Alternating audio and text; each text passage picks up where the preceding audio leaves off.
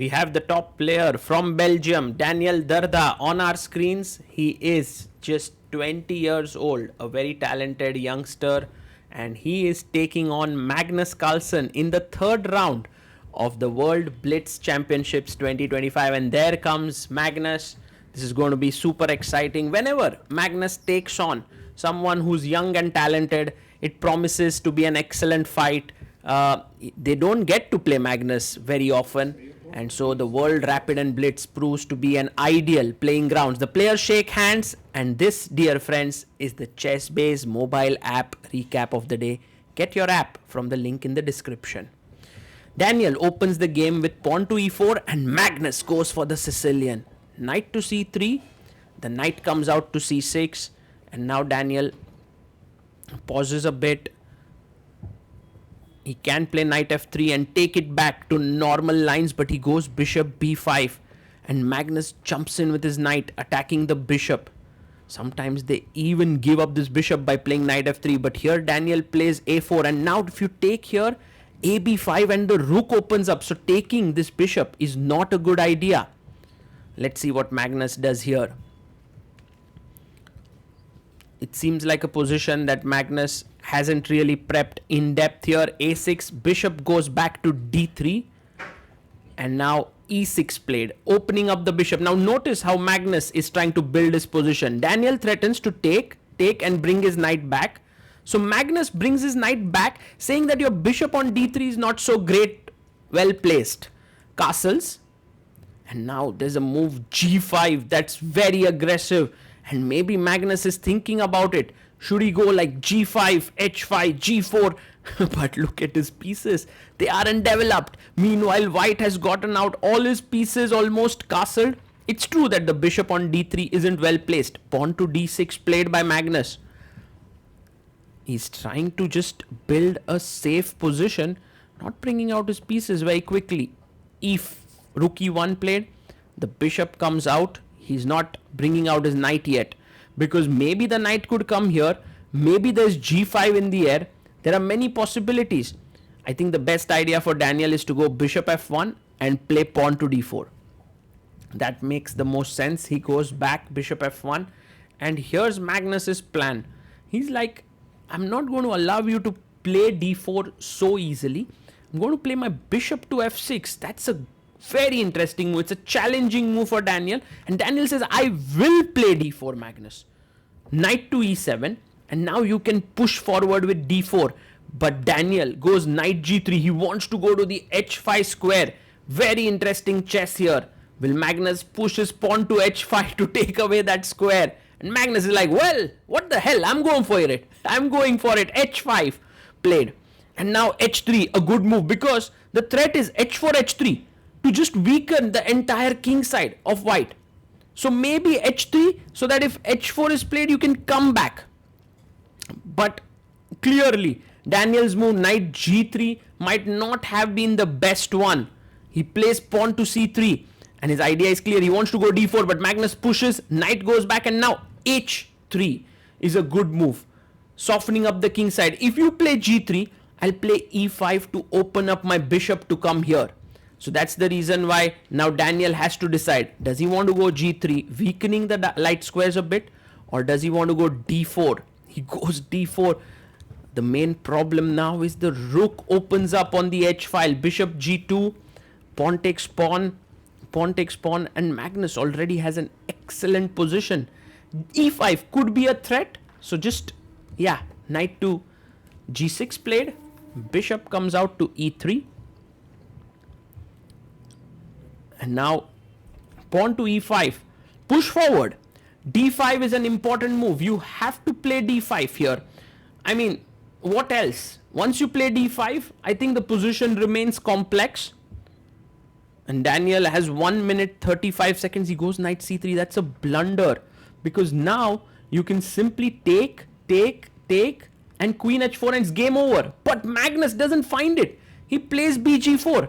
Not at his sharpest best is Magnus Carlsen. He pins here, and just taking here would have given him such a winning position. Now Daniel can close down the position with d5. It's important for him to do that.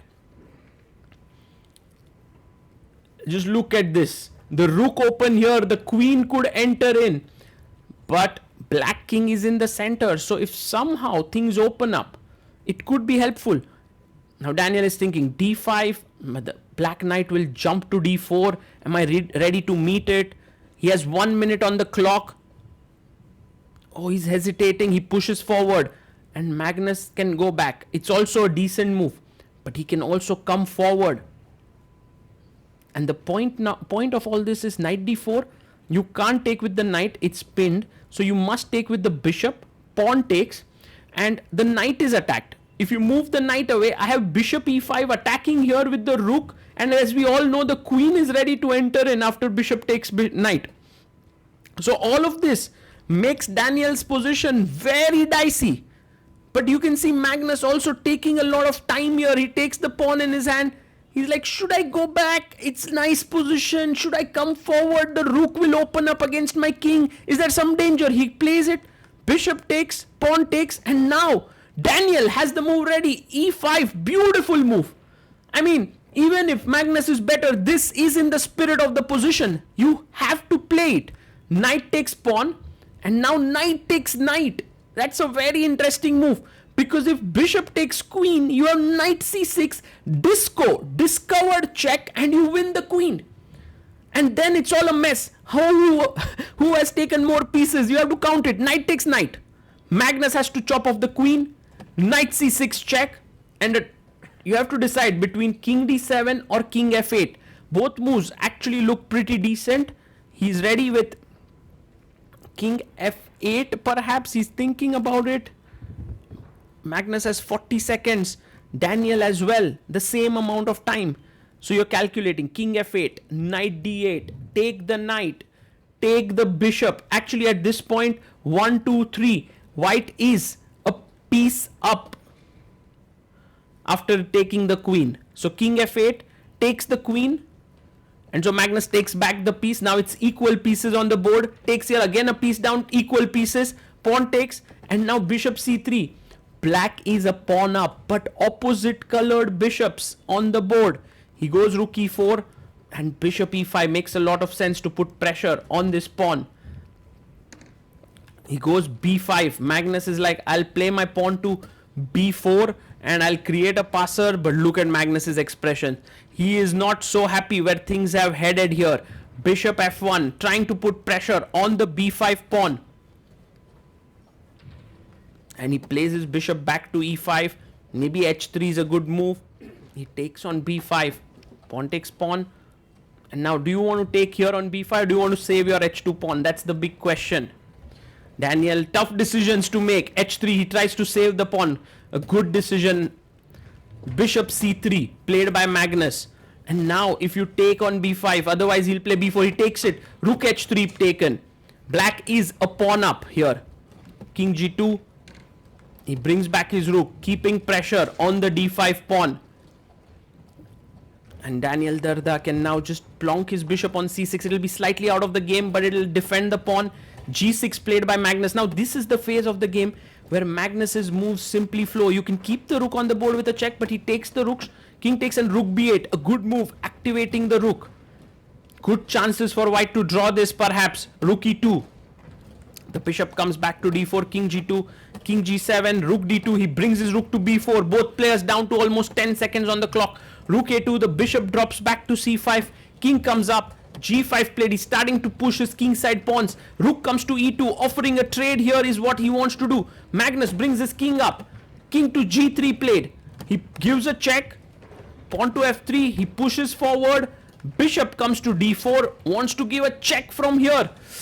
Magnus maneuvering his pieces so beautifully. Exquisite play here. f5 brings his pawn up and now all of a sudden he's winning. g4, maybe an excellent move here. He finds it. He plays it.